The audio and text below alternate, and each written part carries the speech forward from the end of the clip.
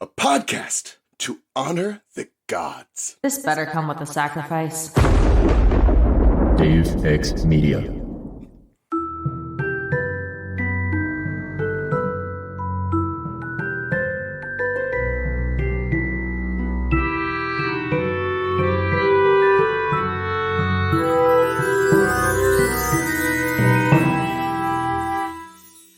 Welcome to the restricted section, in which I am breaking up with Harry Potter, and it's actually the most bananas breakup I've ever been through, including that one time in college that I secretly took a bunch of shrooms, and then I crawled into Steven's college twin dorm bed with him, and he didn't know I was shrooming, and he fell asleep right away, and I got trapped between his large body and the cinder block wall in a way that can only happen when you're on shrooms. You're I cannot possibly figure out how to escape this situation.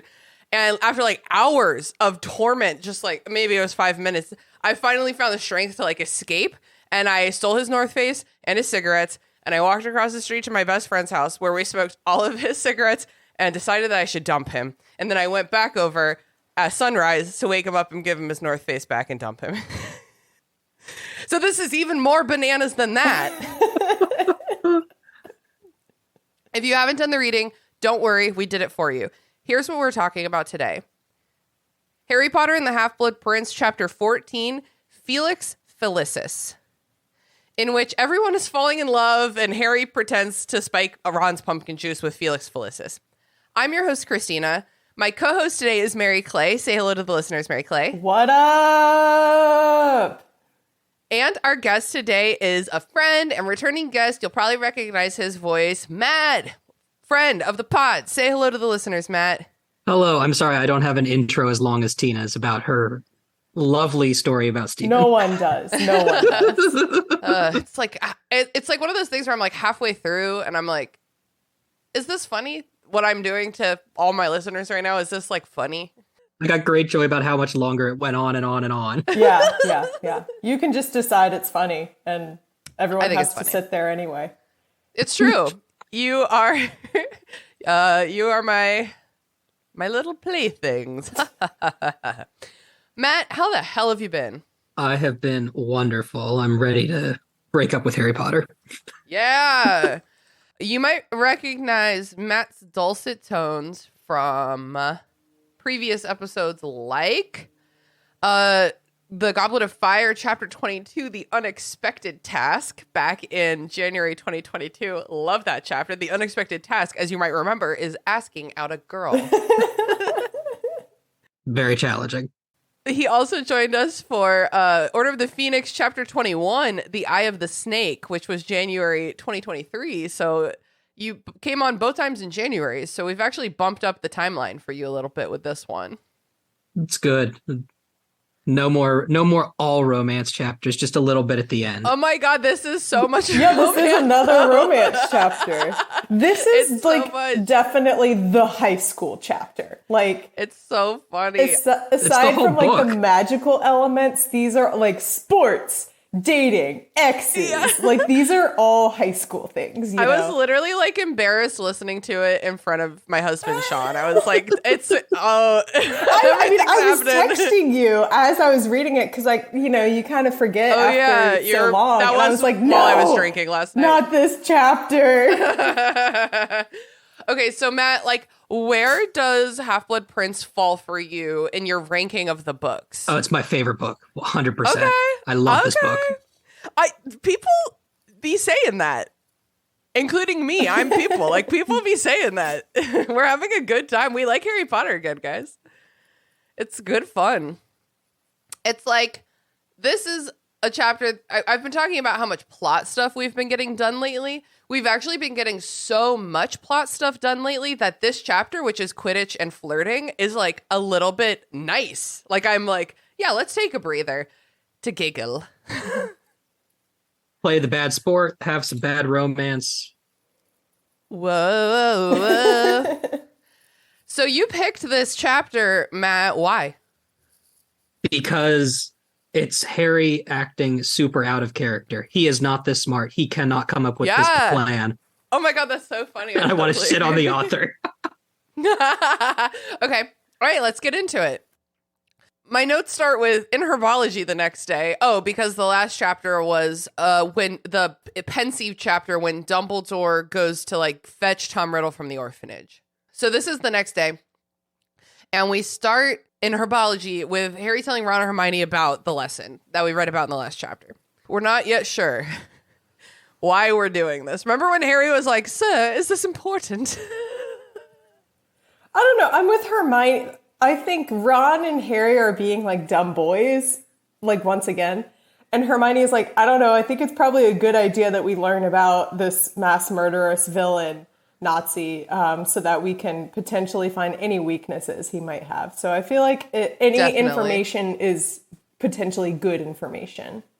Totally. I think Harry at least recognizes that it's probably important. I think Ron is just going completely over his head. I think Harry at least recognizes it might be important. This is not a good Ron chapter. He only thinks it's important because he had to ask specifically, is this important? So now he knows it's important because Dumbledore he said, yes, this is important. Is this important? No, I'm just wasting my Saturday evenings to show you random memories, Harry. I think that the reason the narrative is like, I wonder why he's showing us all of this, even though there is a perfectly good reason, like you said, Mary Clay, of learning more about your enemy. But we all know that there actually is like a deeper reason. And so I think the book is trying to lead us to curiosity about what that real reason is. What could it be? But it's not leading like a gentle push or anything. It's leading by like shoving you off a cliff. It's like, this is important. Be curious. Yeah. This is important. Yeah, I flipped back to the last couple pages to see like where the previous chapter ended and just saw like monologues of Dumbledore being like classic JK, telling, not showing, of being like, now, Harry, I hope you saw these 3 very important things. And it's like, this is what literary analysis is for. Like, maybe leave it up to maybe in like the first 1 or 2 books when it's supposedly children reading it. But like by book 6, it's an older audience. They can probably infer these things, Sure. I hope you're not too sleepy to pay attention. Oh my God. Dumbledore, can we do this tomorrow? Because I'm getting a little sleepy. I it's think past my bedtime, Dumbledore. So cute and grandfatherly to be like, I'm with this child and it's past his bedtime. But like, there's a difference between like a 4-year-old being up past his bedtime and a 16-year-old being up past his bedtime. Like when I was 16, I went to bed at like 3 a.m. and got up again at 6 for school. Also, the meeting was like at 8 o'clock on a Saturday night. Yeah. There's no way earlier. There's no way this meeting took more than an hour or an hour and a half. It was actually Dumbledore who was sleepy, and he's like, "We need to wrap this up because I'm so tired." Oh my God, it's like this. Okay, I babysit this 5-year-old and his 18-month-old brother, and the 5-year-old has horrible separation anxiety and loses his mind whenever his parents leave. But the last time I was there, the 5-year-old was like, I have an idea. You know how the baby gets really sad when mom and dad leave? And I was like, oh yeah, the baby gets sad. And he was like, so what we'll do is we'll sneak into the basement and then mom and dad can sneak out the front door and the baby will never know. And I was like, okay. But before he got to the end of his sentence, he was already crying about how his parents were going to leave because children are hilarious. That is like Dumbledore being like, ooh, Harry, you look a bit sleepy. I have an idea. Let's wrap this up. Children are so funny, y'all. He's like, it's like I haven't been there the 18 times that he's lost his mind when his parents left. Yeah, no, I've dealt with that too, where I have 2 kids, I say, and the older sibling is very she's so Hermione. And I've probably told stories about this child on this podcast before because she does and says like the most insane things. And she does that too for her younger brother. She'll be like, I think Rye Guy, his name is Ryland, and we all call him Rye Guy. That's funny. My brother Ryan, we called him Rye Guy when he was little. God, Rye Guy is so cute. So she'll be like, I think Rye Guy wants to watch this. And I'm like, Okay. does he want to watch it or do you want to watch it? Yeah, but then you have to be like, the 5-year-old will be like hitting the 18-month-old. And I'm like, hey, does it sound like he likes that? Does that sound like that's like a fun, happy? It's like, are you paying attention to your brother or not? Anyway, that's a big tangent, but children are fucking funny, yo. They're so funny. Oh my God. I recommend renting them in the form of babysitting. Well, it's the opposite of renting. You get paid to take them. God, please take them. I do. Give me a couple hours off, please. I've started this new rule for myself, which is I'm actually extremely proud of it. So, Mary Clay, we both babysit. Matt, are you much of a babysitter, or have you been in your past? I have been. I've started this new rule for myself that if I know I'm going to need to spend some money, like last weekend we went to the Renaissance Fair. I knew I was going to spend some money. Yesterday I went out for one of my good friends' birthdays. I knew I was going to spend some money. And I'm making a rule for myself that if I know I'm going to need to spend some money the week before, I need to babysit. That's that's my money. Why I am dog sitting right now. Right this second. Because I'm going on a trip to Miami this week. Oh, nice. Oh, fun. Okay, that's really cool. And I'm excited to hear about that trip. Thoughts. Yeah, does it sound like she's in a vast and well manicured home? Because she is. Look at all that space. Look at that recessed ceiling lighting behind you. Right. Look at that stainless steel refrigerator with a bottle of wine on top of it. Incredible. Wait, is that your parents' house? No, this is actually, I'm dog sitting for my parents' neighbors. Oh. So I've actually been staying at my parents' house and then like coming over to hang out with the dog every now and then and nice. And record podcasts with the dog. Yeah, hell yeah. He's currently here, I'll show you guys. He's currently sleeping right there. Oh, that's a cute baby. What kind of dog is it? Some kind of hound? Basset hound. So he has the white with brown ears. spots. Yes, very cute. My partner did the same thing. She tried to take the cat upstairs before we started recording, and then the cat came downstairs 2 minutes later. Yeah, you can't tell a cat what to do. No, she's very talkative, though. That's the concern. All right, well, I have a rule that if something's going to be making noise in your recordings, you just say it. You just got to say what it is, and then the listeners are in on the joke now. Well, she's currently sleeping, so we'll let her sleep for now. Yeah, same with this dog. Yeah, we're all aware of our sleeping animals in the background, hopefully. And hopefully they stay sleeping.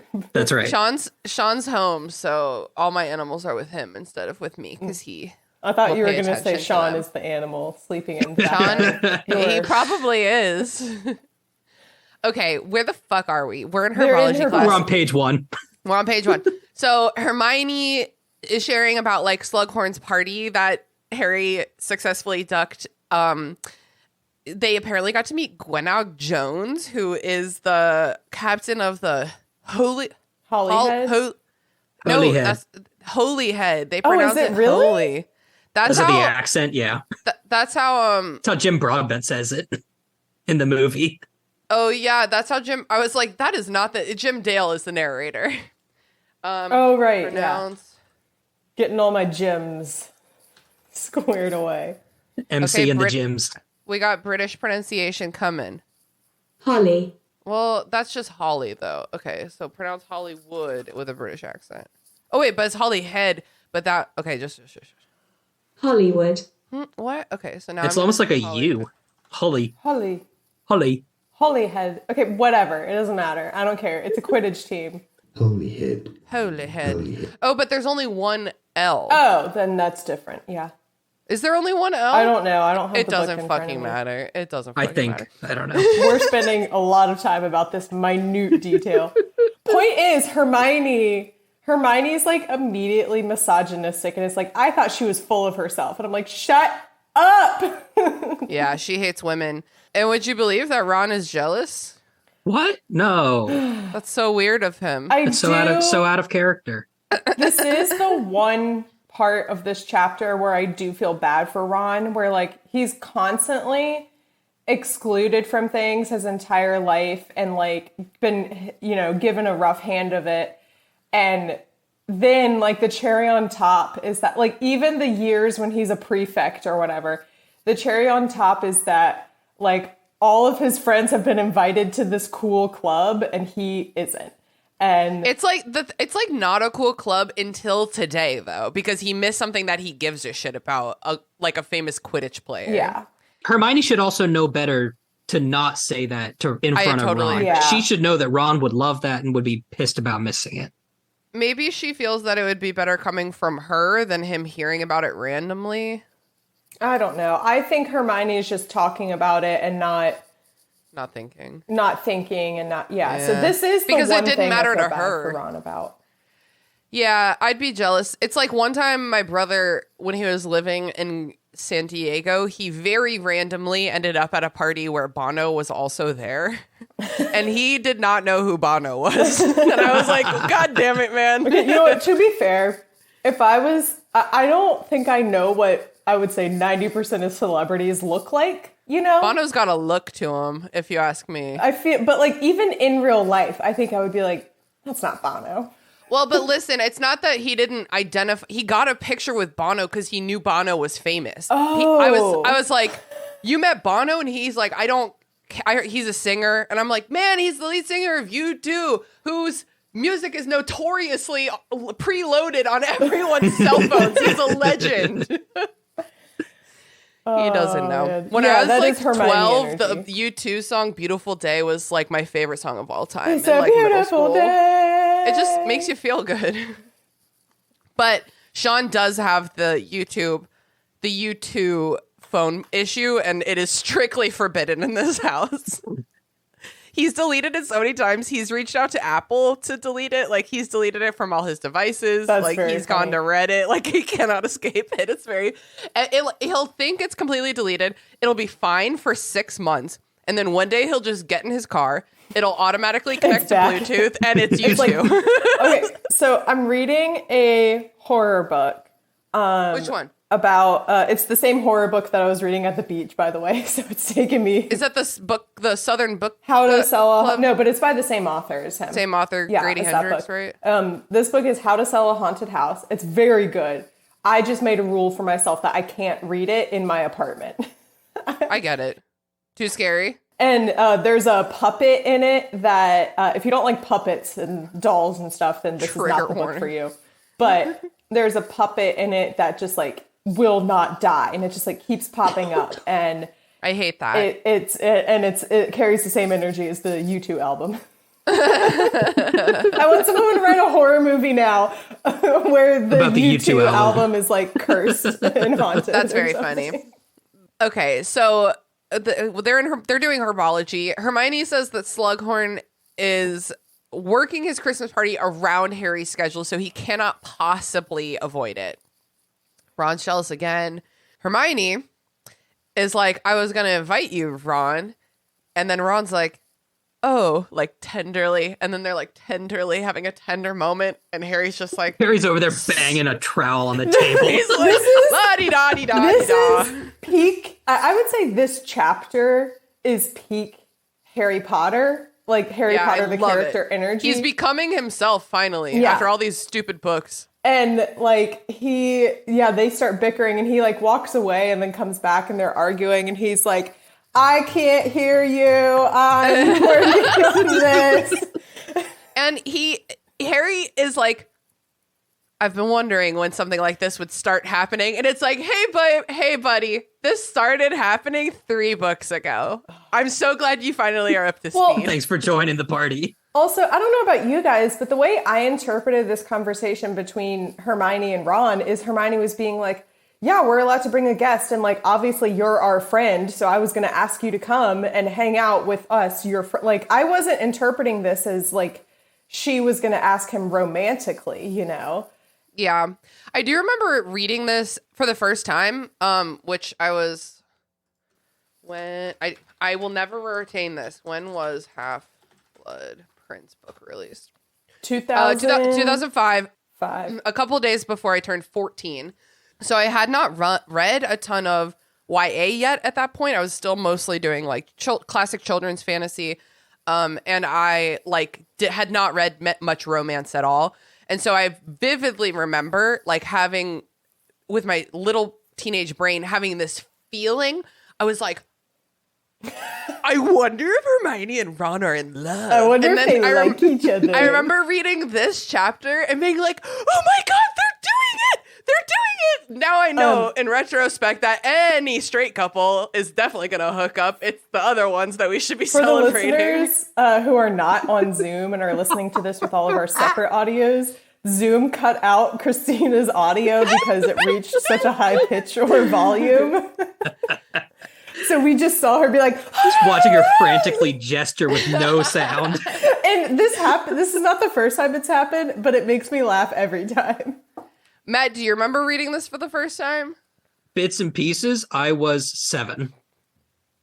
I always forget that people are younger than me and I'm elderly. You're old. I'm so old. I literally was like scandalized by this, especially when we'll get to it, but there's just like open snogging in this chapter. And I'm like,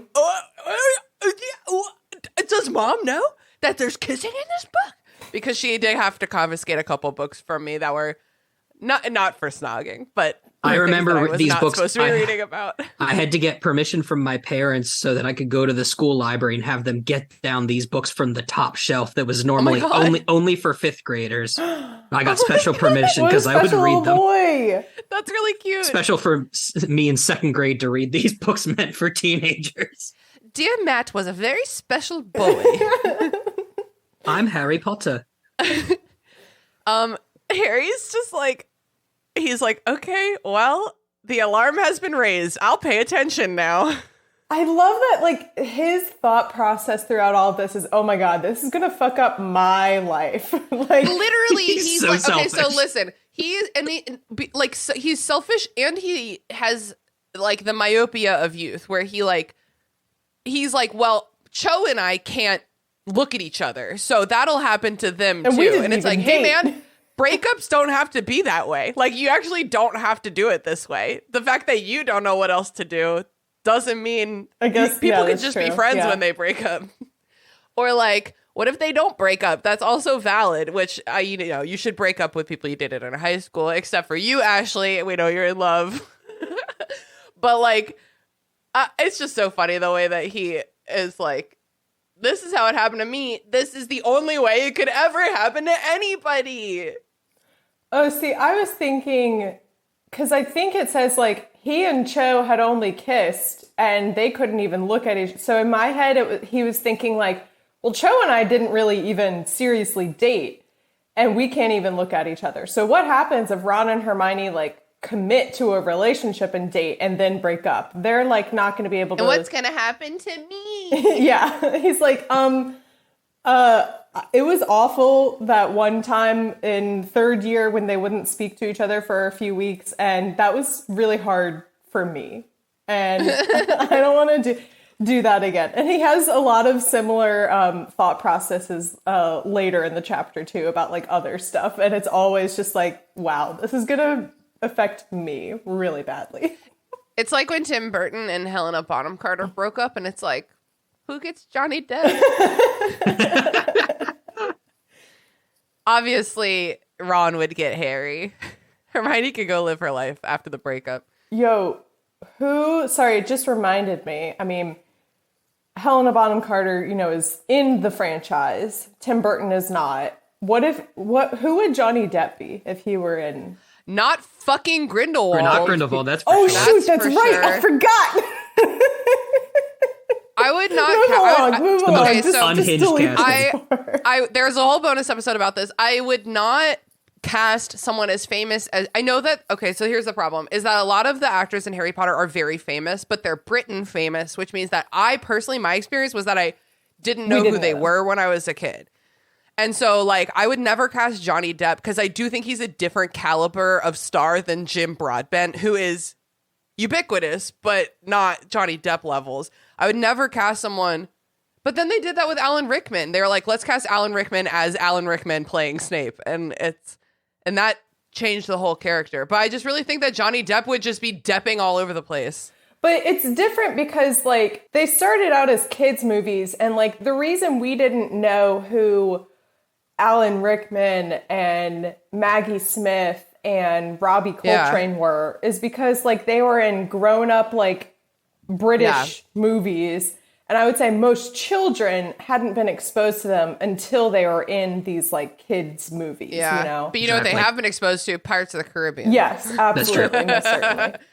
So like I would cast him as like, if I had to, like Lucius Malfoy maybe, or like a random Death Eater. Like he definitely has like an edge to him that I would not like make him like a teacher or. Yeah. He could be a good Lucius Malfoy. He can get that flamboyant attitude going. I think he maybe is like too straight presenting though.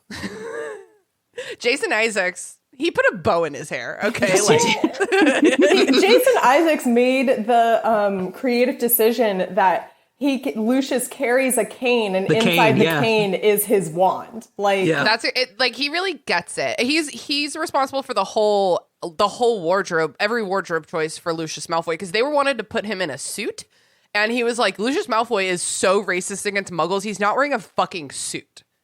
He's wearing a bow and a cane and a cape. He's wearing a cane. Yes. Katie Bell is still in the hospital. She is sick with being cursed. Harry has been like kind of waiting and waiting for her to come back, but finally he's forced to confront the fact that Gryffindor needs a new Once chaser. again, another Harry-centric, he's like, man, it really sucks that my chaser or my beater, whatever position she was, is cursed. Is in the hospital dying with the curse. Yeah. Like, oh man, I guess I really have to get a new chaser. How dare she fuck up my Quidditch team? Yeah, exactly. So you might remember that the tryouts this year were less than fun. So Harry's like, I'm not doing that. Dean, come play on the team.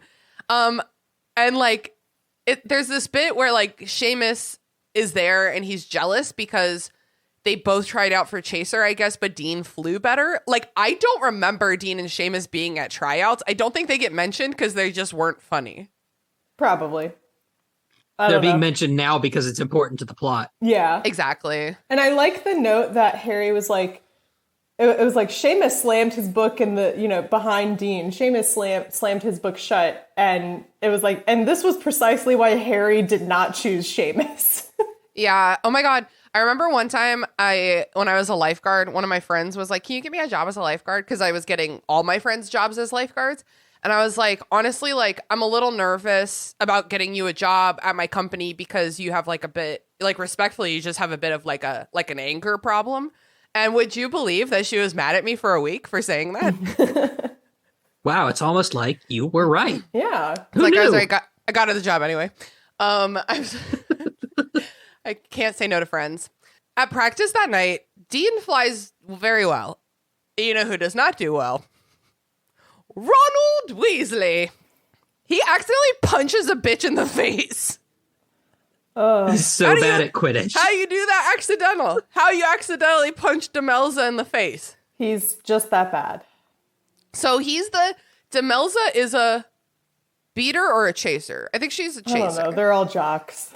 And Ron is a keeper, so he's keeping the goals. So was Demelza trying to slam dunk? Is that what was happening when he punched her? I don't know. We don't know. I think that's got to be what it is. I think she had to have been dunking. Otherwise, why was she that close to him? Or Ron is just flailing. Flailing sounds right. Yeah. Maybe that's just how far off course Ron went from the goals, is that he was like out where the beaters play. He was like, oh, I know. I'm going to try something new. I'm going to fly up to her and beat the quaffle out of her hand. But he Ron just flies to the middle of the pitch. He punches Demelza and Ginny calls him a prat. I love this exchange so much. Harry's like, don't call him a prat. You're not the captain. And she's like, well, you seemed too busy to call him a prat, so I thought I should. Like, I love this bitch so much. And then it said, like, Harry tried not to laugh. Why try not to laugh? That's hilarious. Because he's trying to, like, support. He's trying to be a leader. That's funny as hell. That's a good joke. Yeah. You laugh when someone lays out a good joke. That's fucking funny. Girls got jokes. You know what? Maybe by the end of this chapter, we'll be developing a crush on her. Not even by the end of this page, I think. It's like 2 pages from now. You're right. So, yeah, Ron does a very, very, very, very bad job. And he is depressed after practice because of all of the badness. And it's getting harder and harder to lie to him about the fact that it'll be okay, because it probably Very clearly won't is not. be okay. Harry and Ron are walking, and they're both already mad, right? They're both already mad, and they're like, let's go behind this sexy tapestry on like a little bit of a shortcut. And who would you believe? Dean and Ginny making out vigorously. Good for them. All right. Matt, do you ship Dean and Ginny? Do you think they're a good couple? No, I don't. Oh, okay. I think Why? Ginny is too headstrong. And Dean is too nice? Yes. I would agree with that. Dean's not going to give her enough of a pushback that she needs. Yes, 100%. That's a good evaluation. I think they're fine for, a high school couple. For high school. Fine, yeah. Oh, yeah. It just creates room for Dean to be a bit manipulated. Whether or not Ginny does it on purpose. I was manipulative when I was in high school, and I needed a strong man to say no to me. So Sean loves to tell me, that's dumb. We're not doing that. When they come around the corner and they see them making out, for those of us that have watched a Harry Potter musical, the scene where Ron and Hermione finally kiss for the first time and they just mash their faces I love it. and tongues together and then fall on the floor, and then they're both and it's the most, that's exactly what I was picturing of how vigorously they're Ginny is making more out. finesse than that. Ginny is more finesse than that. And that's how I picture basically any time that it's they looked over and there was, blank and blank making out, and that's just always what I picture. It's just blah, blah, blah. Wow. That is not how I made out when I was a maker outer, but that is one way to do it. I do love a sloppy ass kiss. The one that I like is from Blades of Glory. Y'all seen that movie? It's the worst kiss I've ever witnessed in film or TV. Wait, between who? Between what's the actor's name? Napoleon Dynamite. Not John Hurt. He's all. Wait, you're close though. You're close though. It's John something. Napoleon. Okay, Dynamite. when they kiss, I don't think they don't have a gross kiss though, because they just have a really awkward John kiss. Hader. Because they're both Is it Amy Adams or is it Gemma? Yes, Amy Adams. Gemma Fisher. Oh no, it's Jenna Fisher. And those are two different people. I'm just not realizing. know, I'm literally just not realizing those are two different people. It's Jenna Fisher. So Amy Adams is in some other very similar Amy movie. Adams, I think, is in the race car one. Okay. Talladega I'm Nights. literally just now, I think conceptually I understood those were two different people, but I am really just now realizing. I feel the same way about Jessica Chastain and Bryce Dallas Howard. Also two different people, would you believe? I don't know who that second person is. Okay, anyway. She's the bitch from the new Jurassic Park movies I and other haven't stuff. seen this. You shouldn't. I haven't seen the they're first terrible. ones Don't either. watch them. They're really, really, really Don't bad. watch them. Oh. Fucking Charlie coming in so loud on the Discord. I forgot to go on D&D. Thanks, Charlie. Put that shit on D&D. Here we are, en media res, Dean and Ginny making out vigorously. I'm remembering a line from My Immortal, making out keenly. Harry and Ron both are experiencing different kinds of anger and jealousy. Mm-hmm.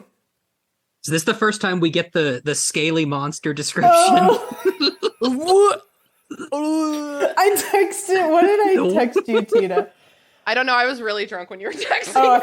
thought you might have even been asleep. Oh, I just texted in all caps. Not the monster in Harry. Well, first I opened with, I feel fucking shanghaied. I thought this was the chapter where Harry uses Felix Felicis to talk to Slughorn, son of a bitch. and then I don't know, 15 minutes later, all caps, not the monster in Harry's chest. It's the worst literary device I have ever seen an author come up with. Oh, it's terrible. Oh, and later she says that it purred. Oh, no, okay. So I want to barf.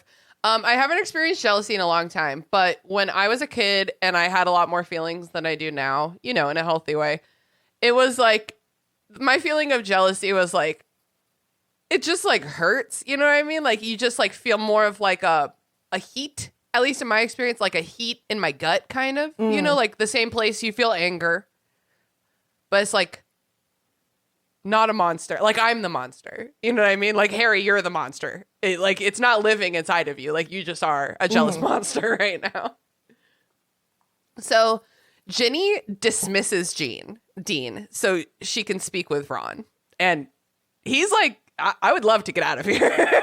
And he goes. He's just so, and like he and Harry, he gives Harry like an awkward smile and Harry's like not giving it back. It's just so funny because Dean and Ron live in the same room. Do you They think all do. Do you think they've spoken about Ginny, like Dean and Ron? Do you No. think it has, like, Ron's not mature enough to have that conversation, and Dean knows that he can't do it. If I were Dean, I would be like, I feel like I need to talk to him about this in the beginning so it doesn't become a problem, knowing what I know about Ron. Like, if I don't head this off, it will escalate to this, and it does. But again, Dean's Dean a kid. is too nice, as we've He's discussed. very nice. So I don't think he's gonna. I think he's gonna avoid confrontation. He's in between. He's so nice that he knows that's disrespectful to make out with Ron's sister, but he's too nice will to not say talk something. about it. Yeah. He's like right in that realm of niceness. Because if you're so nice, then you do have to say something, because that's the nicest thing to do. Or at least, you know, nice isn't the right word, but it's responsible. Anyway, Ginny is in control of this scene. Ron Yes. and Harry are now victims of her rage. Yes. Deservedly so. She tells him off. He literally says something about you don't have to act like such a, and she's like, a fucking what? A fucking what? He was about to say slut or I slag want to probably know because what it's the wizard British. word for the Wizarding World version of like slut or whore is. I think they would just say slut or whore because That's it's just the the same. word. No, Yeah. I know, It's just but the like, word. you know how JK likes to do stupid words for things that don't matter in the Wizarding World. I think that, for example, she says snogging for kissing. So I do think she would say slag because that's just like British slang. Okay, yeah. Slag, which is very fun. On Love Island, which is the only British TV I watch, they love the word slag. But it's like hashtag slag life. Like, I'm a bitch, you're such a slag. It's not like, you, sister, are being a total slag. He is not in the right here. And she says, you are slut shaming me. And I will fight you. She draws her wand. Stand down. Run.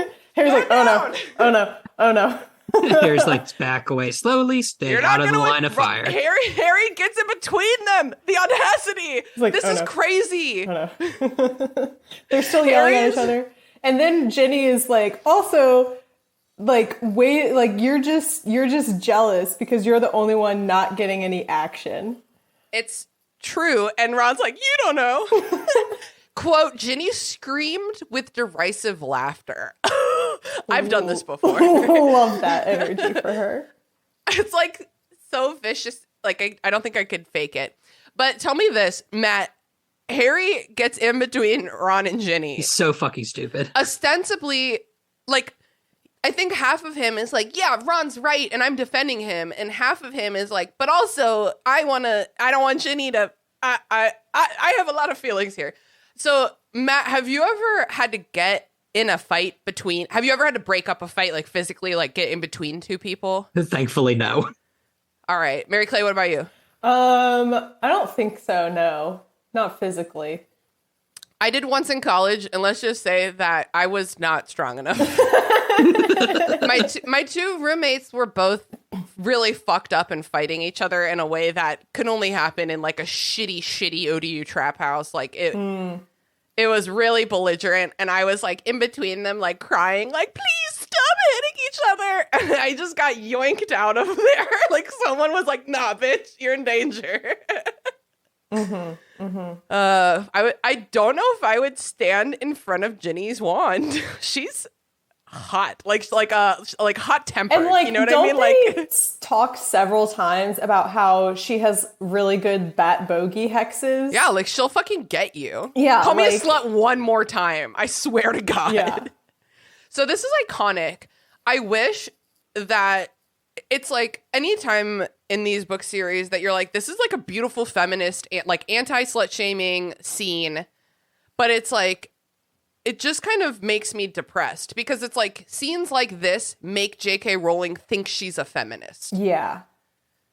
And that sucks because this is a great scene, but it isn't enough. Yeah. And also, like, I don't think there's enough of, we've talked about slut shaming. There's not enough Ron shaming in this chapter.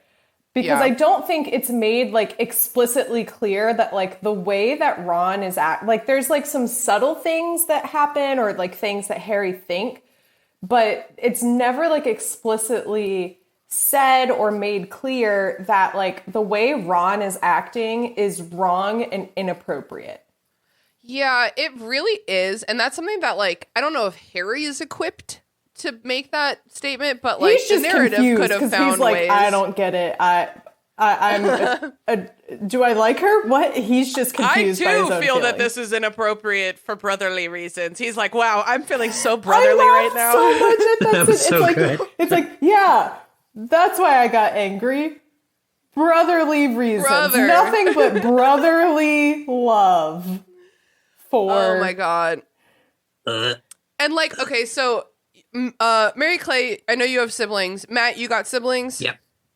Did you ever walk in on them making out with someone? Did you No. ever, did you feel an ownership over them in this way where you would have like been like, hey, that's my sister? Oh, never. I was like, no. You can live Mary your Clay, life, make your own decisions, and have your own faults. Mary Clay, what about you? Like, would you, you're the youngest, so maybe it's different because she's the only one that he is older than. Sure, yeah. But what about you? Like, your siblings making out? Are you yelling at them about it? No, I Hard honestly no. didn't really care. Actually, okay, Hard so let's see, I must have been in 5th grade. So I'm trying to do the math in my head. I must have been in like 4th or 5th grade, and my brother was in high school, and he had like his first girlfriend, and I had like heard that he had a girlfriend, but I hadn't like met her or seen her. And one night, I had like just finished taking a shower, and I was walking into like our bonus room to like watch TV, and they were just like, they weren't doing anything. They were just like sitting on the couch. And I literally walked in, and I had no idea she was there and had never met her before. And I walked in and I saw them sitting together, and I go, oh, and then I walked out. So it was honestly like the exact opposite, where I was just like I was embarrassed that like I had That's funny. found them and wasn't Found expecting them to deeply see them. not touching each other. Me and both, I'm the oldest. I have 2 younger brothers, so the dynamic for them to police my dating is already not there because I'm older. Mm-hmm. And the 3 of us have all dated a lot because we're all just extremely attractive and charismatic. That's exactly right. I've only interfered with my brother's relationship when I'm like, hey man, your shitty girlfriend has been crashing at mom's house for a year and throwing away her metal silverware because she doesn't want to do the dishes, leaving her fucking hair extensions and nails all over the place. She's a fucking bitch. She needs to go. But beyond, I would never be like, ew, don't kiss in front of me. But they also just wouldn't kiss. That's the thing. If my brother Michael walked in on me making out vigorously, he literally would just be like, Jesus Christ. And he would like turn around and leave. He would leave. He wouldn't stand there and fight. It's just it's crazy. I mean, Ginny's 15 and she is more mature than Ron.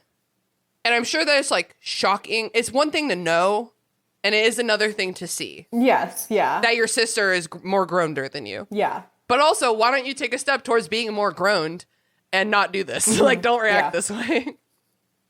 I just love this scene so much. That's why I'm lingering here. Ginny, screaming with derisive laughter, full of vitriol, is like, Harry made out with Cho Chang, which barely even counts, but I guess he technically did.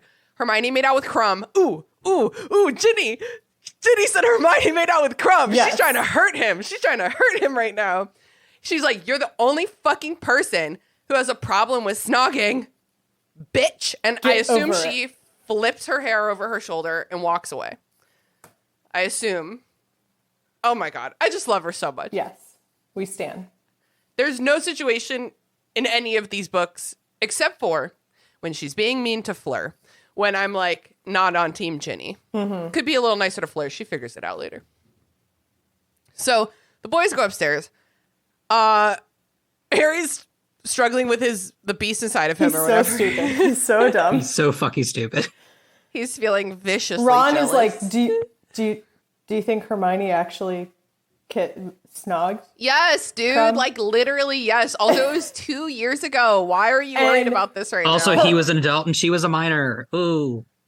Yeah, I don't love that. And and Harry, I think it's just like Harry says like, because he didn't want to say yes, but he was also like, definitely yes. Yeah, definitely. I'm not lying to you, but also I don't want to tell you the truth. Yeah. Yeah. And Harry's just going to bed thinking like, yeah, brotherly love. I'm such a good brother. Brotherly love. That's what this is. That's what this is. It's purely familial. What else could it be? What else could it be? Could not possibly be anything else. It's not like I have been looking for a woman who reminds me of my mother. It's not like, wait, flashback to the love potion thing. It's not like I've been looking for a woman who smells like the parchment and the burrow. The burrow. Yeah. It's literally like something that he can't identify that reminds him of the burrow. It's like, okay, so who are we crushing on? Molly? Is it perhaps Fred and George? Are you crushing on Arthur Weasley? No, bitch, it's Ginny Weasley. Come on. He's crushing on Fred and George at the same time. It's hard Always to tell both them apart. I get it. I think that I would have a crush on either one of them. Remember when it's time for the Yule Ball and I think Fred asks, Angelina. Ask out Angelina just by like throwing a ball of paper at them. Love it so much. Hey, go to the ball with me. I have wondered if Fred and Angelina had a thing or if Angelina would have said yes to either twin because they're fun. You know what I mean? Yeah. Well, doesn't Angelina marry George? Isn't that the extended awkward? Universe? Maybe I got it backwards, though. Maybe it was George. No, I think it was Fred asked her at the ball, and then George married her. That's fun. Good for them. Is it fun or out. is it weird to marry like the twin of you, the ex, twin of someone your dead ex? You know, we all do what we got to do. So Ron, Quidditch just continues going poorly, and Ron is kind of like acting out about it. He's acting very aggro, and it makes his Quidditch worse, which makes him madder. Cute. We really love that. We love a man who can't control his feelings. Because he has an EQ of like 2. What's the EQ? Oh, what? Emotional quotient. Okay. Emotional range of a teaspoon. Yeah. Exactly right. He makes Demelza cry, and that's after punching her in the face as a reminder. It's bad. Harry has to threaten to kick him off the team for his attitude. I personally like have a really hard time with attitudes like this. Like I'm very much I granted this is why I do not play team sports except for the bowling league I'm on right now, which is I'm having a great barely time. counts as a team sport. Barely counts as a team sport. Barely counts as a sport. It's mostly for drinking. But there you go. I don't play team sports because I'm like, we're all just here to have fun. Like, just do your best. Like, who cares if we lose? Like, it's really about playing. And like, I know that sounds fake, but I genuinely feel that way. And I do think that Ron would benefit from that kind of a mentality. Like, I'm just lucky to be here. It's too much. The school puts too much pressure. They need other sports. It's like if your football team loses in high school, it's like, well, maybe the lacrosse team will win. But it's like, no. Where's disc golf? Where's the disc golf? And they could play it with the Fang Frisbees. Oh, nice. Oh, there you go. That would be fun. We can't have wizarding sports if it's not somewhat dangerous. Exactly. You could join the Gobstones Club. That's for nerds. We're also, athletes. Ron does the thing that I hate where, like, when you try to bring up problematic behaviors with someone, they immediately shut down and are like, okay, I guess I'll leave then. And it's like, no, that's not, because he says... That's not helpful at all. Yeah, I resign. Because Ron's like, hey man, I love you, but also you're being a jackass, and I'm going to have to kick you off if you keep acting like this. And Ron goes, it's okay, I'll just resign. I'm not a good Quidditch player anyway. And it's like, that's not the issue. And if you want to resign, fine, but like, that's not going to resolve the issue at hand, which is that you're acting terribly. And it is like a manipulative ultimatum, basically. Yeah. Like, this is something that I like when Sean and I first started dating. He was like, when we're fighting, you do this. And being with Sean has taught me a lot about like managing my temper and stuff. But like, it's like, I'm mad at you for doing this way. And it's like, fine, I'll never do that ever again. And it's like, that is not the solution, obviously, that we're looking for. Like, you're having a reaction right now. Well, and something to keep in mind too, like Harry knows, Ron doesn't know. Hermione cheated to get Ron on the team over Cormac McLaggen. Yeah. So Ron is lucky to be there, and Harry knows that he's lucky to be there. And like, it probably sucks because it's like, I'm sure he's like, I shouldn't have picked you. But the thing is that like, as bad as Ron is, Cormac McLaggen would have been bad in a different way. As we see later. Cormac is like bossing.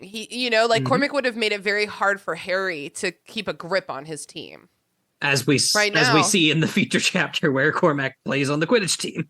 Yes, can't wait for that. Basically, Ron says that if they lose tomorrow against Slytherin, Ron's going to quit. And Harry's like, sounds great. I should do something about this. It's the lines, if we lose and we will, I'm quitting or whatever. It's like, that's such a horrible mentality to go into that with. Like, you're gonna lose if you, what's that proverb where it's like, whether you say you can or you can't, you're correct. Sure. You know what I mean? I've literally never heard that before in my Sounds life. very wise. Really? Yeah. Just like, once again, Harry's just thinking about this from kind of like purely a selfish standpoint. A selfish, like, Harry perspective where he's like, man, we have to win tomorrow because everyone thinks that I chose my friends.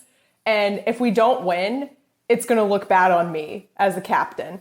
And also, I just want to beat Slytherin because I want to punch. Because fuck Malfoy. Yeah, fuck Malfoy. Really. And also, like, we have to win tomorrow because I have to prove myself as a captain. For what it's worth, that was a Henry Ford quote. Okay. Just saying. Great. We were all waiting with bated breath to figure. I just said it was a proverb, and it just makes me feel like I'm an accidental capitalist bootlicker by saying that Henry Ford's quote is a proverb. That is definitely capitalist bootlicker propaganda. Old capitalist proverb says. Wow, I can't believe Tina is pro-capitalism. Yeah, you know me. I love capitalism. Sign up for the Tina. Patreon, baby. Hashtag cancel Tina. Oh, if I'm not already canceled for this podcast, there's nothing you can do. It's Quidditch match day, and we're at breakfast. And Harry is like, orange juice, water, tea, milk, pumpkin juice, butterbeer. Can I get you something? Can I get you some water? Can I get you a liquid? Please accept a liquid from me. And then I have never fixed your drink before, but let me do it for you today. I really wish this had been played up, that element had been played up a little more in the movie, just because I think it would be really funny to see him being like, do you want pumpkin juice? And Ron being like, nah, it's okay. How about coffee? Tea? And just like pushing on, and then like all of a sudden Ron has like 5 different cups in front of him. Yes. And that's when he realized that he was bisexual, because I think that's a bisexual joke that they always have a bunch of drinks. Oh. I was like, what? Don't make me choose. It's like you need one for hydration, one for energy, and one that's just a little bit jazzy. I think that's just like a girly thing, a girly pop energy type thing. Interesting. All the girls I know are bi, pretty much. Actually, you know what? You might be disproving, because I'm straight, and I hate the idea of having like coffee and water, because I don't like having like a hot beverage and a cold beverage. You know, like I need to either finish all of the cold beverage first. Straight girlies say, I will choose. Thank you. Yeah. There's a restaurant that my partner and I have gone to a couple times out in Short Pump where you can get a flight of wine for like $20 some. You get 4 different wines. And so it's like, that's the ultimate indecisive person's drink choice. Don't make me Just choose. get a plate, yeah. Let me get 4 because I can't make up my mind. Okay, so Harry is he's doing like the opposite of what a magician does. He's like, look at my hands. They're doing something. Hermione, are you watching this? And it's really funny because I think that when I read this for the first time, I was like, oh man, he really wasn't subtle. But Hermione's like, that's the point. Hermione's like, what did you just put in his drink? Don't drink it, Ron. And Harry, to his credit, is extremely convincing. Like, I think that he's pretty convincing in this scene. That's why it's so out of character. Yeah, I was going to Harry can't lie to save his life. Yeah. Well, I was going to say, I think this is one of the only times where Harry does something actually, like, he Clever. uses his wit, like, by himself. Yeah. To come up with a unique solution to a problem. Yeah, I and think it's Junior good. was right. Junior was writing it, and she was like, "Oh, I said he could have been a great Slytherin. Let me make him do something clever and cunning. Just this Gotta once. do something. Just out of nowhere So- and never again." I feel like you can track his thought process. Like, I feel like he's like, because they talk about how he's like laying in bed the night before trying to figure out how to do this. I feel like it's like he's like, okay, what can I do that so tomorrow won't be awful and Ron won't have to quit? Well, I do have the Felix Felicis, and then he's like, it's against the rules, and he's like, maybe Does I'll just Harry give him a actually little know bit. it's against the rules, though? He was told. He was told already? He was, yeah, when they were talking about it in potions class. And so he's like, eventually he's like, he doesn't need luck. He needs confidence. And what will give him confidence, believing that he has luck. He probably was like, I'm a fucking genius. That's the best idea I've ever had. Like when I parallel park perfectly on the first try, and I'm just like, oh God, I'm unstoppable. So why do you think he didn't tell Hermione what he's up to?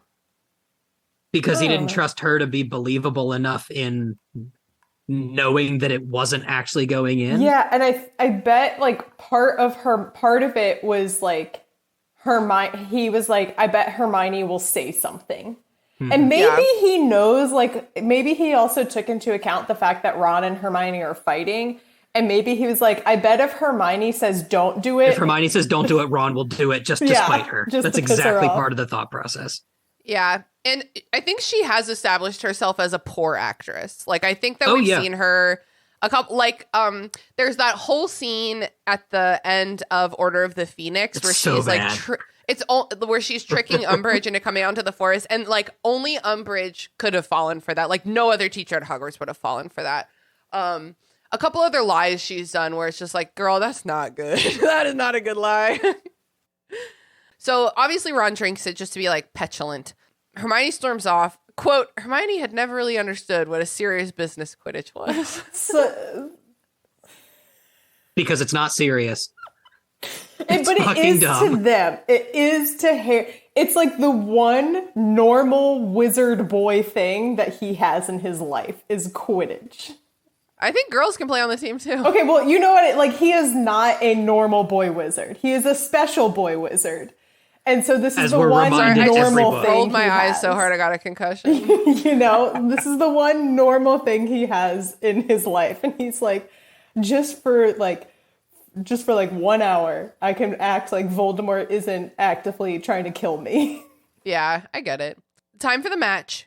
When they get down to the pitch, they learn that Malfoy isn't playing. What? It's really demonstrating that he has transcended into like a different level of the stuff that he cares about. You know what I mean? Like, he's no longer interested in like petty Quidditch encounters. He's not trying to flirt right now. He's got a job. He's doing something. And also it shows how like Harry's obsession is continuing because he's really frustrated and mad that Malfoy isn't playing because he was like, I wanted to kick him in the face and beat him. Like, I remember in high school thinking your crush was going to be in class or something. And then when they're not, it's like, oh, I really wanted to, flirt fight a little bit. Ron credits Malfoy not showing up to his luck. And like, only now does he realize what he might have been dosed on. So like, he wasn't even thinking what it might have been. He just drank it. Like, what did he think? He thought, okay, so here's some options. He thought Harry made a different potion to put in his drink. Harry's a shit generally potioner. good at potions. No, but like, he is good now. So maybe he thought he did the Half-Blood Prince thing or something. I don't know. If your friend was a chemist and made like a drug, would you take it because they're a chemist? Say you did drugs. Here's No, I the would thing. not. Ron is not smart. What did he? He didn't think anything. That's He's like, what whatever it this is, it's better than this. I think his thought process is just went as far as Hermione said, "Don't drink it," so I'm going to drink it. Fuck you, Hermione. Yes. Fuck you, Hermione. Wow, and that really is what it feels like to be a woman in like a straight presenting relationship. Please, just do the dishes. Also, I will say it is incredibly lucky the things that just coincidentally happen, that like it's good weather. Draco's not there. And then there was like a beater that also isn't playing on Slytherin's team. And it's just like, okay, that's a little coincidental. That's good luck, baby. The game begins. Woo, Quidditch. I don't know. What do you want me to say? They're Quidditching. Oh my God. Yeah, I was kind of worried. Zacharias Smith is doing commentary. That's fun. Yes, and he is not being neutral. No, yeah. Well, I mean, Lee Jordan never was. Lee Jordan never was. Yeah, so but he I was guess funny. it's only fair that now we get another clearly biased commentator. Bring back Luna Lovegood. Love Luna Lovegood. Oh, it mentions that they can hear Luna's signature lion hat. The lion hat, in the yeah. I sounds. love her so much. I love her love so her. much. Remember when they go to her house in the next book and she has all their faces painted on the ceiling? Yeah. With friend written around each one of them 1,000 times. Yeah. Which, if it wasn't I'm coming dying. from Luna, that would be like psycho stalker shit right there. It's only because it's Coming Luna. From Luna. Ron's doing real good. At one point, they sing "Weasley is our king," and he like pretends In a like he's non-sarcastic way. Tucks them from the conducting. sky. And I was like, for that's him. some arrogant That's showboating. energy He would get that he's I don't never know. had in his life. He'd get You get a card, a card. yellow card, or whatever. I don't know how In penalties football, work. is it a penalty? I know that you're not allowed to like dance in the touchdown zone. Oh no! Yeah, it'd Is be it a obvious penalty. that I don't watch football? Can you tell? I hope We you don't know. can't I don't tell. watch football. Matt, I do you think watch it would be a football? penalty. I think it would be a No penalty. dancing. No dancing. Because on of the we football went field. to, my parents have season tickets for the Steelers game. So my brother and I were up there last week, and one of our guys had a big play at the end of the game. He took his helmet off and got a penalty after taking his helmet off. Whoa! Oh my god! Dang. I was like, You better wow. keep it in your pants. You better keep it together. Do not celebrate at all. You just whip it out on the field now. Man, we were playing Kings at a bar last night. We were actually at Sticky Rice. It was my friend's birthday. We just ended up why, there. Nope, Tina? I don't. Because the birthday Why? girl wanted to go there. It's not my choice. So we were playing Kings. And you know, on Fridays and Saturdays, maybe all the time, they play like throwback hits, you know, like very fucking Yes. like Fergie and like Yellow Card and like all, yeah. Okay. Everyone gets lit there and they stand on the tables and they rub their asses on the window. Anyway, Haley made a rule that you were not allowed to sing along with the music. And it was like the hardest thing because like banger after banger kept dropping. And that's how I would feel if I wasn't allowed to dance. If I got like a score, if I wasn't on a showboat, I'd be like, stretching. This is not a dance and I'm stretching. Like, how do you not react to How do you stuff? not celebrate? Yeah. Ron's performing extremely well. Harper, the sub Slytherin seeker, How do you know he's a sees sub? the snitch because Draco usually plays. He's not a dom. You making a sex joke. I get it. Sub Slytherin seeker sees the snitch. Wow. Good That's job. a You lot. did it, Tina. That's a So lot. proud. My favorite thing is that like Zacharias is giving the commentary and is like, clearly Harper's seen something that Potter hasn't, and Harry's like, what a like, wow, Zacharias Smith is such a dumbass. I can't believe. And then he's like, oh no, there goes to snitch. And Oh shit. Man, Smith, you're such an shit. The way that you did that was very Darren Criss Harry Potter. My preferred Harry Potter. Best Harry Potter. Good. He really is. Darren Criss and Daniel Radcliffe and Half-Blood Prince are both right up there. Yes. So Harry's like, how much did Malfoy pay you to play, Harper? And then that makes Harper fumble the snitch and Harry grabs it. Yeah. It's amazing. And the thing is that Ron's problem is confidence. Harry's like, I'm gonna fucking crush this, and then he does. Yeah. Harry is arrogant. Well, he was a little overconfident because he hadn't been paying attention it was only because he said that, you know. Yeah. Totally. Dang. Ginny like dive bombs the commentator, so they've won. That's so and Ginny good. dive bombs the commentator podium. Forgot to break. Sorry. Sorry, And, like, Professor. Is there a break on the? I do like imagining like slamming your foot down and like there's like an invisible break, like on like the Mermaid Man and Barnacle Boy invisible boat. The invisible boatmobile. Yeah, there's just an invisible break. So after the game, everyone's feeling great. Ron's like, I'm not even quitting. And Hermione comes to find Ron and Harry in the changing room, and she's mad. She's like, you fucking used Felix Felicis, and you won the game, and that's fucked up. That's cheating. And Harry's like, I don't know what you're talking about. And she's like, I fucking saw you, bitch. I saw you. And he's like, well, maybe I wanted you to see me. Here's the sealed bottle. Yeah, he finally admits to having faked putting the potion in. And now, this sucks. This really sucks. Now Hermione is mad at her.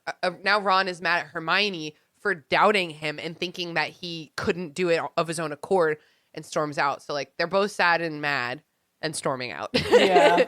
And Harry's just like, Harry's like, I hope they don't date and break up and fight all the time. It's like, bro, what are we doing already? Yeah, it says like Harry's plan backfired in a way. Yes, Harry's like, I didn't think about this. I didn't think this far ahead. I mean, I think he did the right thing. Like, I think this was uncharacteristically ingenious of him, but that is a repercussion. That another reason why perhaps informing Hermione, maybe even like before the game starts, after she bears witness, you know, in the way that he wanted. Like, tell her at some point so she doesn't do this. But he's really narrowly focused on the Quidditch game. Yeah. So Harry walks up to the castle alone because both his best friends stormed out for different reasons. And he's just thinking in his Harry Potter brain, man, I can't believe that backfired on me. It was the best idea I've ever had. Yeah. It's the best idea. How could it possibly have had anything go wrong? I'm Harry Potter. So he walks up to the castle alone, and there's a Gryffindor party in the common room, but Hermione doesn't show up. And then Ron and Lavender are making out. What? They're just they're like, and they are definitely doing the whole Yeah, they're doing the a Harry Potter musical stage. They're doing like, that for sure. Harry's like watching them, and Ginny like sidles up next to him and is like, well, I'm glad he obviously needs the practice. It's honestly really cute of her. She's like, good for him. That's messy. He needs to practice. I think she's looking at it as like, that's gross, but also get him off my back. Exactly. Have you ever had to tell a partner that they were kissing poorly? No, I just broke up instead. What? It was my first boyfriend, and I like didn't know that like you could talk about that stuff, and it was just awkward. And that wasn't the only reason, but like, okay, it was awkward and bad, and I was like, this is uncomfortable. And then like a couple weeks later, I was like, okay, I'm done here. Matt, you've never had to tell a partner that they kiss bad? No. Yeah. It's something that you run into less in adulthood, although you do fucking run into it because my single friends have told me really scary stories about people kissing so hard for no reason. My high school boyfriend, also named Matt, totally different person though, I promise. I did have to tell him that like kissing, French kissing, like making out, is more than stabbing tongue stabbing. Yes, that was precisely the exact. Oh, Christina, how I wish I had known you in high school. We would have been friends. We were both theater kids. It's like, how about a little? And it's like, I remember that I was 17, so I was like just starting to learn that you could talk about things. And I remember really, really trying for like a couple weeks to do it without saying it, be like, why don't you try little kisses today? Like, why don't you, I'm just going to go so gentle that and it's down my throat, So I eventually had to be like, hey. Can you not don't stab love that. my mouth with your tongue? It's really funny because, like, as a vagina owner, it's the exact same problem as someone who doesn't know how to finger correctly. And it's just like, duh, duh, duh, duh, duh, duh. And it's like, whoa, my body is soft. Like, why are you doing this? Oh, men. They're horrible. Ron and Lavender are making out. Do you remember in the movie? It's like such a fun moment. Like she just like runs up and grabs him, and everyone's like, It was like, we're partying and drunk. Whoa! Butterbeer. I'm gonna have to drink 16 of these, but I'm gonna get drunk. Harry notices Hermione running away while a big bushy brown hair. Man, it's like the argument against Hermione possibly being a person of color is crazy. The way that the book literally describes her with like brown skin, like curly big hair is like there's nothing in here that's like this is a white person. True, yeah. Yeah. No. And also it would make more sense if she was black and did have like, you know, signature like big black curly hair. Yeah. That like Harry is able to spot her in this crowd, like just from her hair. Yeah, someone, probably the least observant person on earth, notices Hermione. Yeah, it was like, oh, there she is. I found her. So Harry follows her, and yet, like, I get that he's the narrator, but like, when I'm sitting next to my friend who's crying, I'm not like, this is so awkward for me. I don't know what to do. I'm having a hard time right now. I'm thinking about like, oh, my poor sad friend. Like, how can I possibly help you? What could I possibly say to you right now? It's like a totally different lens. He's really sitting there like, I don't know what to say. This is hard for me. Honestly, it was like, it very much was like he only followed her out because he is the narrator and the plot needed to follow Hermione. Because this is a very uncharacteristic Harry thing to do, to follow a crying girl to go potentially comfort her. It's only because it's Hermione. He has, in fact, failed to do this. I would hazard possibly 20 times before, where it's like, oh, I wish someone could make her feel better. Well, anyway. Yeah, like she'll come back. She'll come back later and be fine. I do think it's very endearing that, so he finds her, you know, in the classroom and she's doing this charm with birds. And I do think it's really, like, sweet and endearing that it was, like, Harry, it was, like, it says, like, Harry asked her something, and then it was, like, all the while still being amazed at her, like, magic ability and, like, how, like, beautiful and amazing this, like, little charm was that she was doing, like, while she's, like, actively sobbing. And she's still like, oh, I'm just practicing. Yeah, totally. It's really interesting because Harry, as we've mentioned, has been doing a lot of uncharacteristic stuff this chapter. And it's very interesting to try to figure out what is out of character and what is character development. Because I would say that the trickery with the Felix Felicis is out of character. But I do think maybe following Hermione is character I think that's development. He's been noticing something and he's like, this is going to go bad. I'm watching it go bad. And, like, obviously Ron's fine. Like, I can't go hang out with Ron right now. He's making out. So, like, he's like, I know that the right thing to do is to go follow Hermione. And then he does. And, like, he's like, I don't know what to do. I don't know what to say. And something that I think he will come to realize, you know, as everyone does as they get older, is, like, don't have to say anything. Yeah, like, being there is the thing. I guarantee the Hermione saw or heard him following her, and that's why she conjured the birds before he came in. He's like, distraction. I'm not crying. He's like, I'm not crying. Oh, Hermione. Yeah. Oh, man. It just makes my heart. It's really hard to be a teenager. Like, it's just so hard.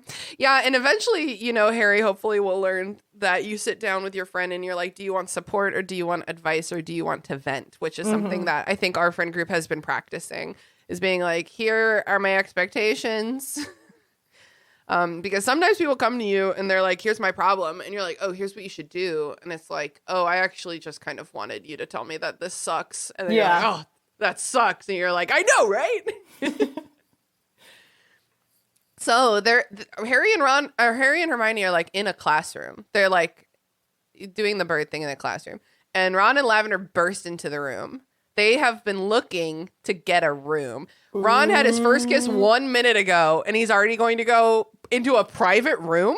He doesn't know what to do. He doesn't know how to find boobies or anything. He'll figure it out. It'll be terrible. And I think Lavender Brown is eager. So I think they'll figure it out. They're a good match. I think that Lavender would have no problem being like, touch me here. No, that's not how you kiss. Get your tongue out of my throat. Actually, maybe that's exactly what's happening is that Lavender was like, let's go to another room. And he doesn't know. Ron's like, okay. Yeah, precisely. Exactly. This is like the exact dynamic of their relationship. She's like, let's go to another room. And he's like, to do what? It's I don't Barbie know, like the energy, Barbie movie. But reverse. Lavender is like, yikes. I'm getting out of here. That you guys are, I'll pretend like I think you guys are also making out. And Hermione. And Ron is too dumb to follow.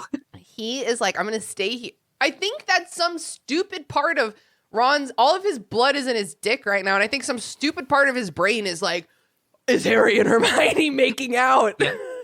It's like, obviously not, dude. She's weeping about you. And you're going to make her wait a whole book between now and when you finally figure it out. Oh, I'm sorry. I just remembered like a detail about this chapter that I don't think we touched on, which is that after they have that confrontation with Jenny and she says like Hermione and Victor were snogging, that in the days after that, Ron treats Hermione like shit because he's mad that she and Crumb made out 2 years ago. And at one point it says that like Harry didn't know how to explain to Hermione that the reason Ron is mad at her is because she kissed someone 2 years ago. And the funny thing is that he does know how to explain it. He just doesn't He doesn't want to tell her. Yeah. Yeah. And he doesn't probably want her to react to Ron about that and be like, have betrayed Ron's confidence or whatever. Yeah. But I do remember in high school, at least in my friend group, that was a reasonable thing, was getting mad about actions taken a long time ago. Like learning that my boyfriend slept with this girl that I didn't know. He didn't disclose that at the top of the relationship. And I'm like learning about it now. This was before I understood that sisterhood was key. But like that's different because you were in a relationship with this person. Ron and Hermione aren't even dating, and he's mad. You know. I'm saying that in high school that was reasonable. It's like just to be as I said at the start of this episode, this is the high school chapter. Yeah, it's just so it's high like school it's like drama. deeply inappropriate, but at that age, my friends and I were Fully making expected. the same emotional choices. Yeah. So Hermione tries to leave also because she's like, I'm not sitting here with you. But then I'm sure you remember from the movie, she's like, a pug no. And then the birds fucking attack Ron. And I love it so much. And he's like, what? It's great. Why'd she do that? In a very sweet moment in the movie, because Hermione says something like, how does it feel when you see Dean and Jenny kissing? Oh, yeah. And then Hermione cries, and then Harry hugs her and goes, it feels like this. And I'm like, oh. It's so sweet. Yeah. It's babies. so sweet. And like, Hermione probably does know that oh my God, so many characters. Hermione probably does know that Harry has a crush on Ginny, but in the book, we don't have any indication of that yet. Yeah. Is this it's like she the knows. first She chapter? knows. I mean, like, there's been some, like, foreshadowing and hint dropping. But Yeah, is this the first chapter where it's like, oh, Harry is having feelings awakened for Yes. Jenny? Yes. Yeah. There's been much reminding us that she's a character in this book, and like very small things like on the train, she didn't want to sit with him because she's going to sit with Dean, and he's like, huh, that sucks. It's probably just because I was with her all summer and I'm used to her because she's my sister. Brotherly love. It's just brotherly love. Brotherly love. So brotherly. But yeah, this is the first time where Harry is like, oh, no, oh, this is a big feeling. He doesn't know what to do. That's like what gentle parenting is about. Is about like permitting your children to experience big feelings in like a and as we way. famously know, Harry did not experience any gentle parenting. So he's like, oh no, better push this down Brotherly, into the monster in my brotherly gut. love. What is hon? Isn't there a city of brotherly love? Philadelphia. Is it really? Yep. Why? I have no idea. I'm Googling city of brotherly love. Why? Why? The Philadelphia is from the Greek words for brotherly love. Phileo and Adelphos. So it's literally in the name. That's funny. Okay. Cute. That's the end of the chapter. Matt, is there anything that you want to rehash or anything that we missed that you want to go back to or like any favorite moments? We have rehashed all of this shit. Well, what is your favorite moment? It's got to be when Hermione attacks Ron with the birds. It's pretty good. It's so deserved, and Ron's just like, what did I do? Dumb. Oh my god. Mary Clay, any final thoughts? I don't know. Just summed up by my text to you last night that I feel shanghaied that this, because I was like, oh right, the Felix Felicis chapter. We get to see. We can tell. It's not the same as watching the scene in the movie where Daniel Radcliffe absolutely nails it, but like I was so I mean, not that I wasn't excited to continue reading, but I was like, oh man, it's not that at all. It's these stupid, dumb teenagers. Yeah. And I do regret to inform you that you're not on that episode I either. know. I'm on the Dumbledore funeral episode, I think. So thanks for that. You're so welcome. You sure are. And that is one that I do not have a guest for that yet because I'm like, who am I going to do It'll this just be to? you. It'll be fine. Oh no, that's a bad energy. That's like way too high. It's like a three-hour podcast. Oh my God. Mary Clay, what was your favorite moment? I don't know. I think I just like all the moments of Harry just being like, wow, how does this affect me? Actually, no. I loved when they're in herbology and he's just like trying to make as much noise as possible with this like heffalump pod or whatever it's called. I think it's the Snargalump pod. I don't know. Snuffleupagus pod. And he's like, and like they continue arguing and he's like, yeah. Oh, it's so good. My favorite moment was when Ginny called who? Called Ron a Pratt. Ginny called Ron a Pratt. And Harry's like, don't do that. I'm the captain. And she's like, well, you seemed busy and someone needed to. That's very funny. And like, it is like, the Harry Ginny relationship is divisive. People have their opinions about it, but I don't think it is without precedent. Like, I think there is actual chemistry between them, whether or not you think they ultimately should belong. It's just so much more evident in the books than in the movie. Oh, because because Ginny is a 2D character in the movie. Ginny is a because in the movies we lose all of these small moments of and that's exactly why. Necessarily so, but it's just a tragedy. Which is bonkers for the 6th movie because of all the other random shit that they put in instead. Burn the burrow down. Burn the burrow and for also, no fucking my God, reason. I cannot burn down Ginny's character. Fucking begin to talk about that. So I like that, like, we're getting kind of reintroduced to Ginny as like an adult character. She is 15, but you know what I mean, like a non-child. When we met her, she was a child. She's no longer obsessed with Harry. She's totally her own person. She's not she's like very possessed by a fiercely book. She's fiercely independent. She's willing to speak up for herself, and she's fucking funny. And it's like that's I think like she's so smart. She's so funny. Like she's I really very witty. like her as a character. Yeah, and so I like these moments. Admittedly, they would not be in the book if we were not leading to a relationship between them, but I really like them nonetheless. Mm-hmm. Awesome. Well, are y'all ready to move on to plugs? Woo. Let's do it. And we are, unfortunately, still not plugging Struckwork. Fuck you, AMPTP. Yep.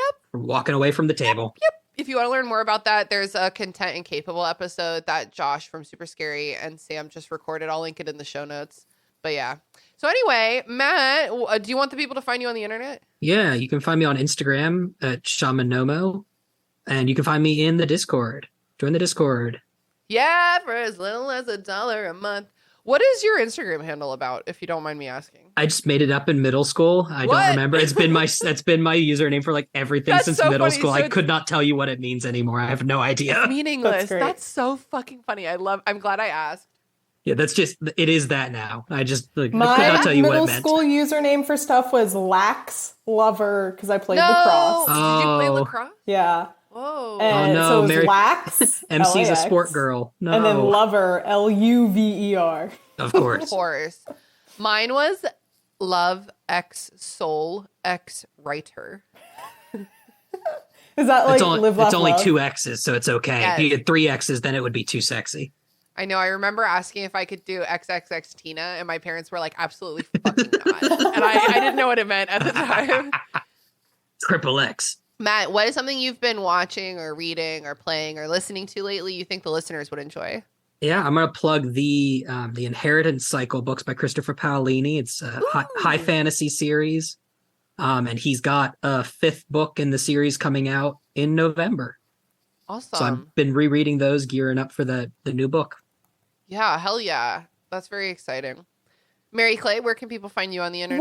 Wait, sorry, I'm just now finding out that this is the fucking Aragon book and Yeah. there's still more? He just wrote another one. Like it's like 12 years after he finished the series. He's writing it. He wrote another book. Comes out next Good month. for him. Oh, crazy. I got gave published up when he was, like, halfway through the 15, right? second book. Yeah, that first Oh book my came out gosh, when he was my like mom 15 will or not something. stop calling me, so we need to wrap this up. We're wrapping it. It's your turn. Hang on, sorry, I can't find my Zoom window, and now I We're have waiting note for you things to wrap ringing up. in my ears. Okay, anyway, that's wild, Joe. Maybe I'll revisit those books. Yeah, you can listen to That's What I'm Talking About. I'm making episodes again because Skywalk Before You Run is on hold, and we're doing Drunk Middle Earth History. Haley of this podcast was recently on, so check out that episode. Yeah. And also for my plug, I'm also going to plug myself in this, which is that I've been playing Yeah. a game called Death and Taxes, and I've been playing it on Twitch, which I have started doing in my like off episode weeks. Hell yeah. And by off episode weeks, I mean I've been doing it almost every week now. Anyway, we're playing this game called Death and Taxes, where you're essentially the Grim Reaper in an office job. And you get these like list of criteria every day for like who you're supposed to kill and like how many people. And then the next day you get like news alerts about like what the consequences of that were in the real world. And then like after work you can like, there's a bar and you can go talk to people. And right now the boss that I have to go visit had to go to the real world to deal with that. And so I'm currently reporting to his cat. Which is, it's like Mrs. Poddington, or I think is her name. I can't remember, but Cool. yeah. So it's That's so very fun. silly and like dry, dark humor. But I'm having Hell a lot yeah. of fun with it. So come watch me Cool. play it most Tuesdays. Twitch.tv/MC What's Up. Nice. Hell yeah. I've been your host, Christina. You know where to find me. And since last time I recorded, I read The Cousins by Karen McManus, who is like a YA mystery writer that our friend Taylor has recommended to me. And I really enjoyed it. It's a very fun little mystery, YA style. So it's not nothing crazy. I also read Life as a Unicorn by Amru Al-Qadi. It's the story of like the memoir of an Iraqi born drag queen and Damn. all of the cultural complications that come from being those two things. It was a very fun memoir, like very, not quite stream of consciousness, but a lot of voice, voice very strong. So I highly recommend that. Matt, thank you so much for coming on the show. Yeah, thanks for having me. I was looking at our Discord conversation. Did you already claim a Deathly Hallows? No, you didn't ask. You didn't? Okay. You didn't ask. You didn't ask. Well, at any time you can claim it. I'll have to Mott's look. on Am I the allowed to new claim a chapter? Yeah, you are. Have I already claimed one? I don't know. We'll find out. You come on routinely. I'll put you on any chapter you want. Except the Felix Felicis chapter you I want. know. You have to get stuck with this shit one instead. You get the fake one. It's Mary Peyton on the schedule for that day, and she cancels more than anyone else because she has children. So maybe you will end up on it. Hit me up. Yeah, weird how our two biggest cancelers are our only two hosts with children. Huh, there's something about that. Yeah, it's almost like What is that? You should rent children or have people rent their children to It's you. almost like yeah, they have to become your number one priority, even above podcasting. Is that weird.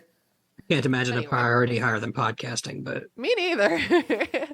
And Mary Clay, thank you as always for coming along with me as my little co-pilot, my you're navigator. welcome. This Hell was yeah. fun. Yay! And that's the end of the episode. Yay! Go water your Yep. plants. God. That's how I've been ending. That's what I'm talking about lately. That's it, potheads. Thanks for listening to the restricted section. This podcast is produced and hosted by me, Christina Kahn. Our theme music was produced by Ryan Kahn. Our logo was designed by Michael Hardison. Please connect with us on Twitter @RestrictedPod, on Instagram @RestrictedSectionPod, on Facebook @RestrictedSectionPod, or in our Facebook group, The Restricted Section Detention Crew. Join our Patreon to get access to our Discord server, our bonus episodes, and other cool perks. We're also very happy to be a member of Deus Ex Media, where all you fucking nerds can find all kinds of fandom podcasts to suit your fancy.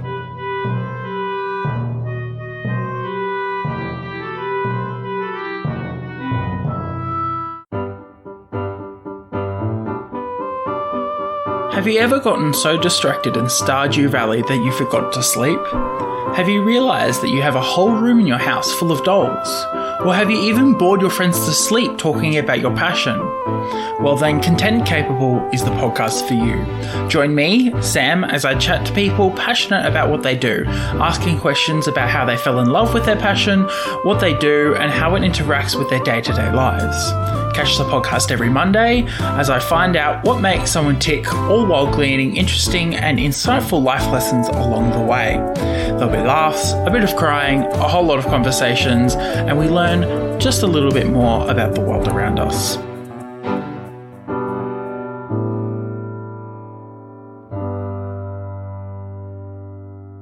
Do not betray me, Audacity.